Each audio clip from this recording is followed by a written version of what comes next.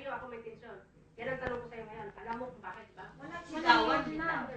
Patawarin mo ko. Huwag niyo kong itali sa gulo ninyo. Patawarin mo ko lang. Hindi kita na Wala lang. akong kinabayan si Grace Pen, si Dodo, si Tata, ikaw.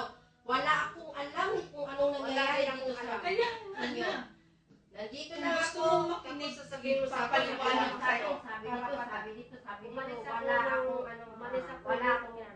wala akong alam. Kung ganyan ang pag-uusapan, wala tayong pag-uusapan, baba ko ng telepono. Wala akong Dahil alam. wala akong alam. Kasi away lang Wala kasi akong siya. alam. Nandito lang ako. Kung anong nangyari, Naintindihan ko na yung sa'yo mo. Naintindihan ko na yung sa'yo mo. Okay.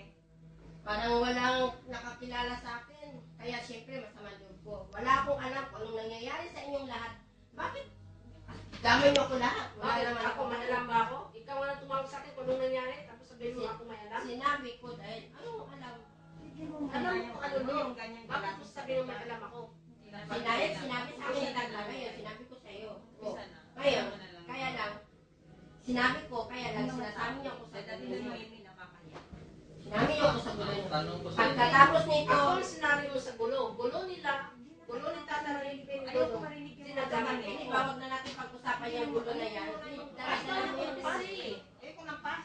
Ayoko na dala-dala mo Ano yan. yung pinag-usapan dito? Ayoko ng pass. Pwede ba? Sabihan kita sa telepono. Dapat lahat Pass tayo. is pass. Ako ang naagradyado dahil wala akong alam. Hindi ako Gusto lang niya malaman siguro kung Pilipinas. bakit. Siguro, akala niya siguro. Wala akong alam. May magandang magandang nangyayari. May nalilinig ba ako kung kumusta ganito ang nangyari kay Grace. Ganito na kay Tata. Ikaw, si Pen, si Dodo. Wala akong alam. Ngayon lang, nagtawag ako. Saka lang may dumating sa akin yung mga salitang gano'n.